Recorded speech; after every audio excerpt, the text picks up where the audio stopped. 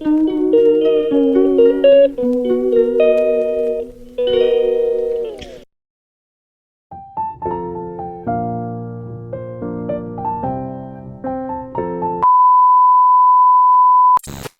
Everyone, नमस्कार सबैजनालाई मेरो तर्फबाट नमस्कार टक्राउँदै आज फेरि म मेरो नयाँ भिडियो लिएर आएको छु। होप तपाईहरु सबैजनाले रुचाएर अन्तिमसम्म हेर्दिनुहुन्छ भनी आशाको साथ, र जति पनि नयाँ साथीहरु हुनुहुन्छ उहाँहरूले मेरो भिडियोलाई नयाँ हुनुहुन्छ भने सब्स्क्राइब गर्न नभुल्नु होला, ताकि तपाईले यस्तै नयाँ युजफुल टिप्स भिडियोहरु मेरो फेरि हेर्न पाउनुहुन्छ। सब्स्क्राइब गर्नु भएन भने त्यो कता हराउँछ हैन। सब्स्क्राइब गरेर बेल आइकन क्लिक गर्नु भयो भने तपाईले चाहिँ जहिले पनि मेरो अपलोड भिडियोहरु तपाईको स्क्रिनको टपमा आइदिन्छ र त्यसै तपाईले हेर्न पाउनुहुन्छ। र भन्दै आज फेरि म केही पनि आज चाहिँ एकदमै युजफुल टिप्सको रेसिपी छ, स्पेशली मदरहरुको लागि जसले आफ्नो बच्चालाई चिसोबाट कसरी जोगाउने अथवा चिसोबाट चाहिँ बच्चाहरूलाई लागिहाल्यो भने हामीले के गरी घरेलु उपाय घरेलु के हो त हाम्रो भन्ने कुरा चाहिँ त्यसको लागि चाहिँ म विशेष गरी त्यसको लागि आज म तपाईहरुलाई यो भिडियो लिएर आएको छु। म आफू पनि एउटा आमा भइसकेपछि मैले बच्चालाई चिसोबाट बचाउन अथवा यो मौसम अहिले एकदमै चिसो मौसम भइरहेको छ हैन।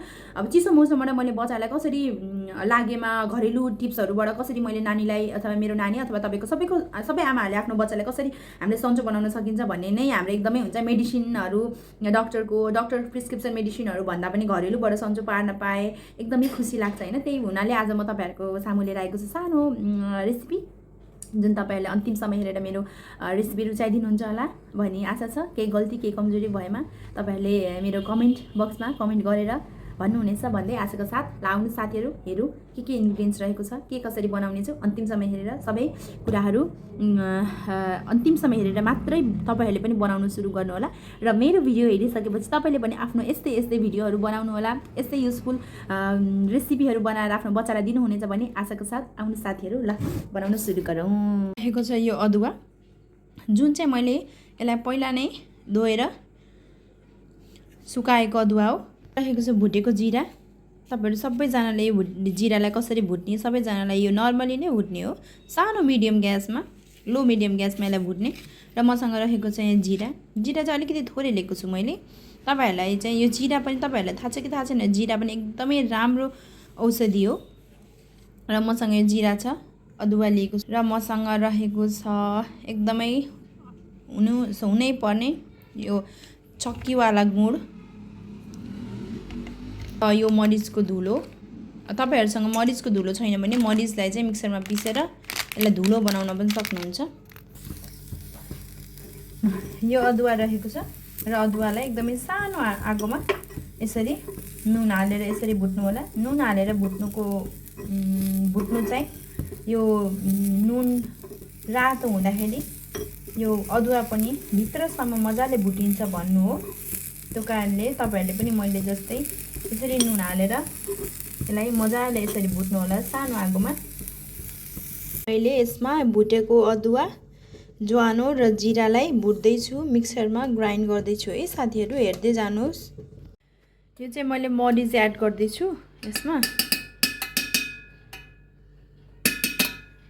यो भाँडा तातिसकेको छ र यसमा मैले केही पोर्सन यति जति घिउ राख्दै छु। मैले यसलाई चाहिँ अलिकति महँगो बास्ना आओस् भन्ने तरिकाले चाहिँ यसमा घिउ राख्दै छु। र यसमा मैले यो चक्का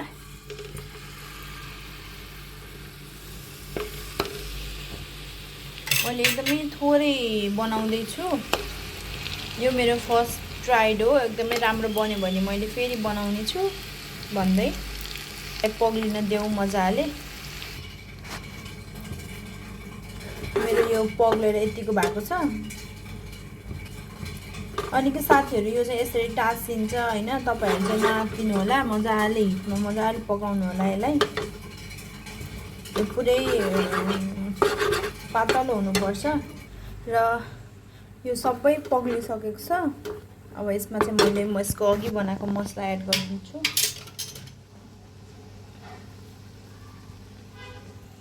हेर्नुस् यस्तो भइसकेको छ। मैले मिक्स गरेर मजाले यसलाई चलाएको छु।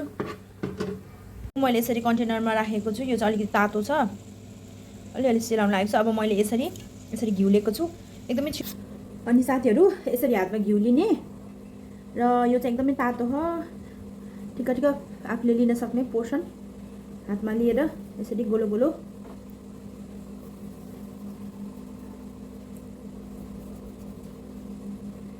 यसरी गोलो गोलो बनाउँदै जाने।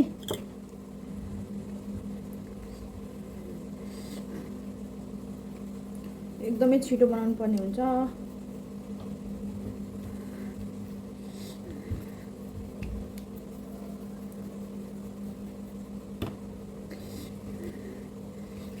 जाउन लागिसकेको छ।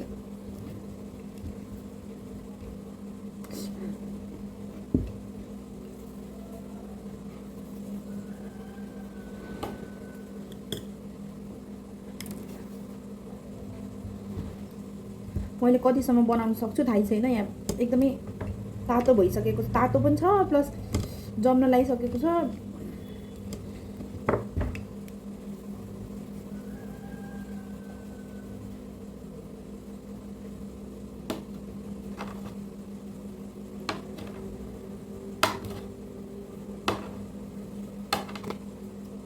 यसले निकाल्नु पर्ला कि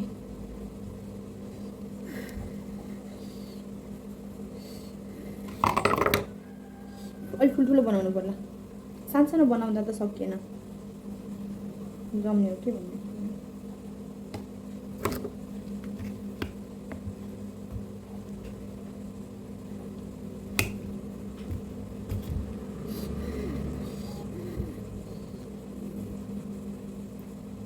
ल जमिसकेको छ।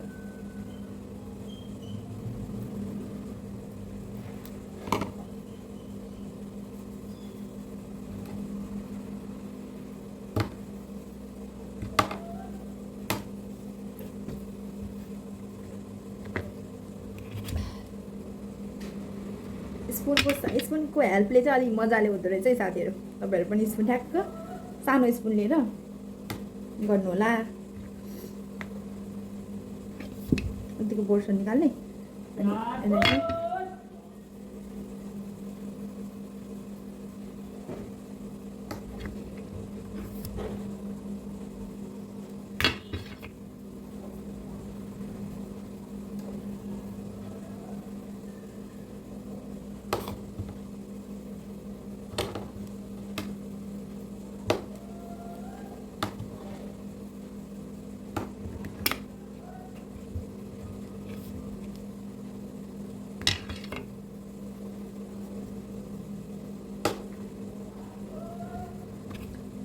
दुईजना हुनुपर्ने चाहिँ साथीहरू यहाँ चाहिँ यो बनाउने बेलामा उति छिटो सेलाउने रहेछ। आई मिन सेलाउने भन्दा पनि जमिहाल्ने, सेलाएपछि त जमिहाल्छ नि त। अनि उति पोल्ने पनि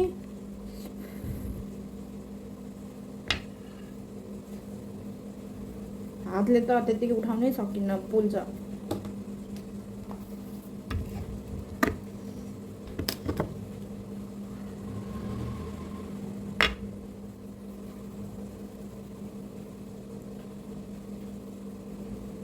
आज चाहिँ अब यो बनाएर मैले मेरो नानीलाई, मेरो नानीले चाहिँ चक्लेट एकदमै मनपर्छ, टफी चाहिँ यही दिनु पर्ला कि आज।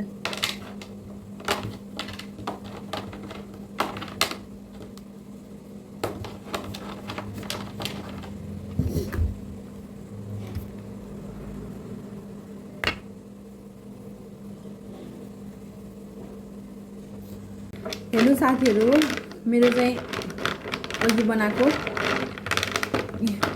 यति चक्लेट तयार भएको छ। यति चक्लेट तयार भएको छ। तपाईँहरूको यदि बच्चाहरू सानो सानो बच्चाहरू हुनुहुन्छ भने अलिक सानो यो बनाउनु होला। म चाहिँ अब मेरो नानीले चाहिँ खान सक्ने भएको भन्नाले म यत्रो पिस बनाएको। ठुलो मान्छेहरूले खानुहुन्छ। र यही नै रहेको छ मेरो भिडियो। अन्तिमसम्म हेरेर साथ दिनुभएकोमा धेरै धेरै धन्यवाद दिँदै आजको भिडियो यहीँ इन गर्न चाहन्छु। Thank you so much for watching my video. र यो चाहिँ तपाईँहरू पनि पक्कै पनि यस्तो मिठाईहरू बनाएर आफ्नो बच्चाहरूलाई दिनुहुनेछ भन्ने आशा छ। यत्रो यत्रो बनाउँदा हुन्छ तपाईँहरूले। मैले चाहिँ अलिक ठुल्ठुलो बनाइहालेँ होइन। र thank so much for watching my video. Bye by.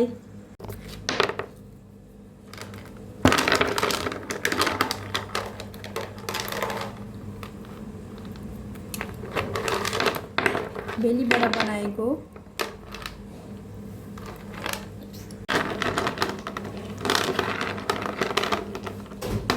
भेलीबाट तयार पारेको एकदमै बच्चालाई मिठो हुने आयुर्वेदिक एकदमै घरको किचनबाट बनाउन सकिने मिठाई अथवा औषधि भन्न सकिन्छ।